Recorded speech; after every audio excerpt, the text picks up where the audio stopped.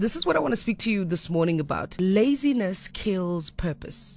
Laziness kills purpose. I think it's one of those topics that we don't speak often about within relation to our faith. I think we speak about laziness in relation to everything. Your studies, your work, your relationship. You're lazy to go to gym, but we never associate laziness with our faith. And I want us to see what the word says about it. But I guess the premise this morning is that laziness kills purpose. And I don't want us to live in that kind of reality. The book of Proverbs, chapter 12, verse 11. Let's read it together. It says, "Those who work their land will have abundant food, but those who fantasize have no sense." So the Bible actually says, those who chase fantasies have no sense. Can I tell you why I struggle with this? Because we live in a world that tells us, you gotta dream big. You gotta see the bigger picture. And once you see the bigger picture, it's all gonna fall into place. The Bible says these fantasies make no sense. The principle here is, if you work the land, you will have abundant food. If you work the dream, you will have the dream materialize. If you work the idea, you will have the idea come to life.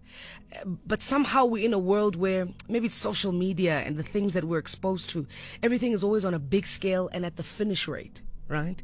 I was looking at, I've got a little library in the house, and my little brother was showing me a Pinterest of people who have libraries in their house. And my first thing was like, people are living out there, they've got their perfect library. I immediately started fantasizing about their libraries. No plan to better mine.